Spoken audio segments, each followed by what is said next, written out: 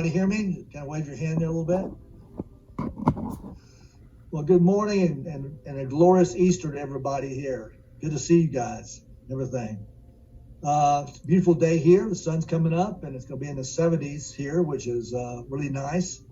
Only last week we had snow squalls and everything, and now out my window right now as I look over to my right, I can see a herd of deer right in our yard grazing. So spring is definitely here. A while back, my family and I were assigned to Alaska, and we lived in Alaska. And as you know, it gets pretty dark there during the wintertime, and perpetually dark actually.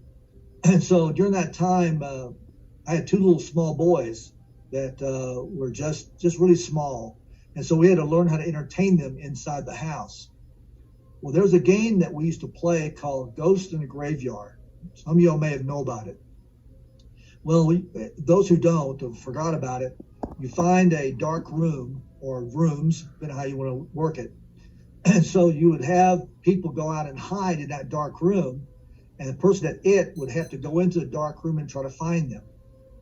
And so this was really a fun game. They loved it dearly, and especially when Dad was it, that Dad had to find the boys.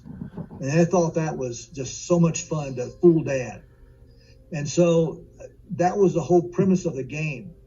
Well, my older son was a pretty good, very creative kind of guy. And he would love to go out and hide and to be very good about hiding. He was very competitive. He still is to this day. But my youngest son, Matthew, was just learning how to hide and how to be kind of quiet and everything. And so a little different. But he also had a different personality, because his view of the game was not trying to not be found, but his idea was being found is winning. So he wanted to be found. And I remember on several occasions when we were playing the game, my oldest son, Patrick, would help his younger brother hide, and he put him behind the couch or under the drapes or under a coffee table somewhere. So here comes Dad. Ready or not, here I come. And so I would come to the entranceway of the living room area where we played a lot of times. And I say, here I come. And I'd start groping my way into the room, banging my shins on the coffee table and banging my head against the edge of the doorway or whatever. And I'd get real quiet and try to listen for him. Well, you know, the two little boys would start giggling and shuffling around. So I knew pretty much immediately where they were. So what I did was I'd pretend I didn't hear them and keep on trying to find them, which made the fun of it all. But after a little bit of time of me trying to sneak around trying to find them, my youngest son would lose his patience. And pretty soon the little small boys would come out behind the couch. Well, are you going to find me? Here I am. And so he wanted to be found. Well, my oldest son, time to be it, he learned how to fool his brother. So he would stand at the doorway and say, Matthew, are you hid? And the little boys behind the couch would say, yes, I am. Here I am. And then Patrick would find him easily. And I'd tell Patrick, stop doing that. You're cheating. Well, anyway, moving ahead a little bit, I was assigned to the Pentagon. And in the Pentagon, Arlington Cemetery is right across the road. And my window of my office looked over the cemetery there. And I used to just, every morning I'd start my day, I would stand at that window looking at the rows and rows of the tombstones of those who served their country that were buried there. And it was a very holy moment for me and a very memorial site. But I always noticed that in that cemetery, and like all cemeteries, that you always have on a tombstone the date of the birth and the date of the death with a hyphen between the two. And I always thought that that hyphen has so much more meaning about what content a person's life was. I think that the hyphen is missing on all tombstones. There should be a hyphen after the date of death, because that's where Christian hope is in after death. It is our Creator's response to our life. It is our faith and hope that there's more than just existing in this life, in this world.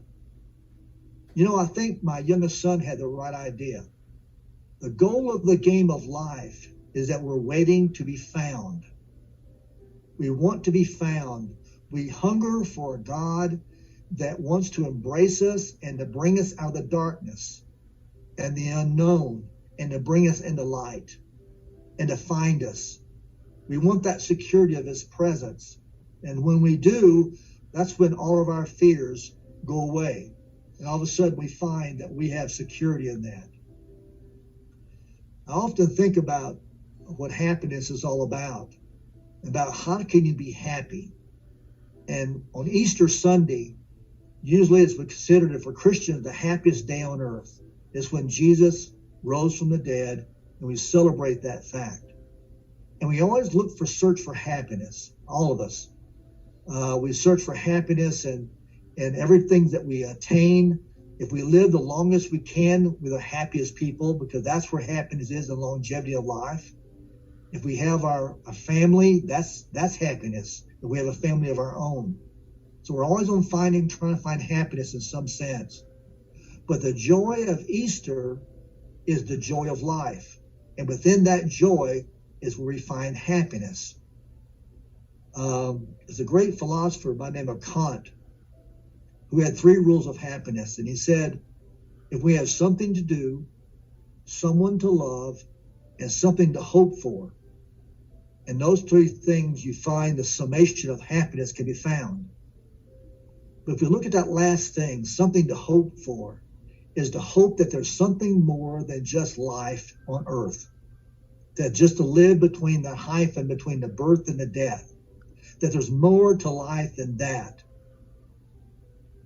I remember so much as I grew older, where it may be, that I always look for more in my life than just that. So life is more than circumstances. Life is, and happiness is more than just that. Happiness is more than having a brand new car or even have a healthy body, necessarily only that. And then we call that happiness. Happiness is something that radiates from inside of us, that comes alive, to know and hope, to know that life is celebration. Life is joy. Life is where Christ has dominated the world, has dominated life itself by saying there's more beyond death. Happiness is a byproduct of overcoming death. Happiness is being found in the darkness. That's where happiness is. So when we believe in God and believe in that he rose and is part of our life, that overcomes all these fears that we have something that's very special. You love this story. I remember a story that I found recently out of Darlington, Maryland. And this woman had 8 children.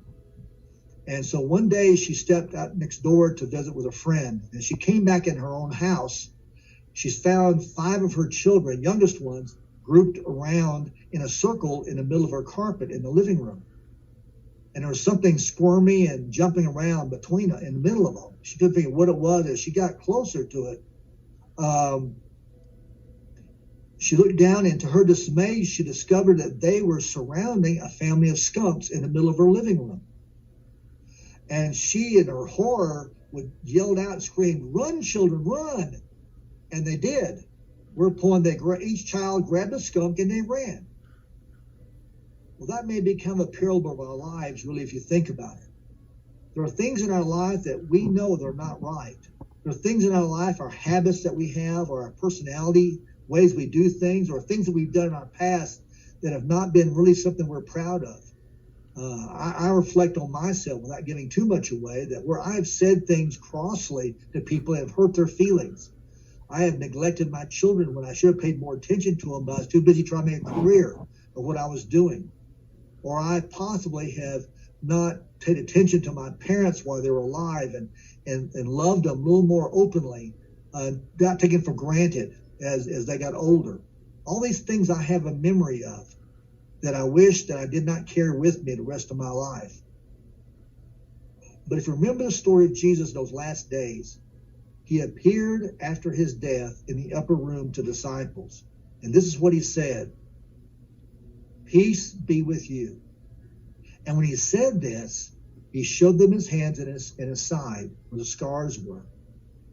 And what he told them was, you are forgiven of all these past things.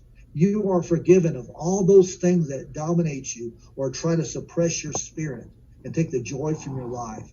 You are forgiven from the things that you're ashamed of. And that's called resurrection peace and resurrection power and resurrection love. When I was growing up, my dad told me a story of a minister's family that the mother of the minister always told his young son that germs were inside of all the dirt, so he had to wash up. So he refused and complained, and he said, germs and Jesus. All I ever hear about is germs and Jesus in his house, and I haven't seen either one of them. And, in a way, he's right.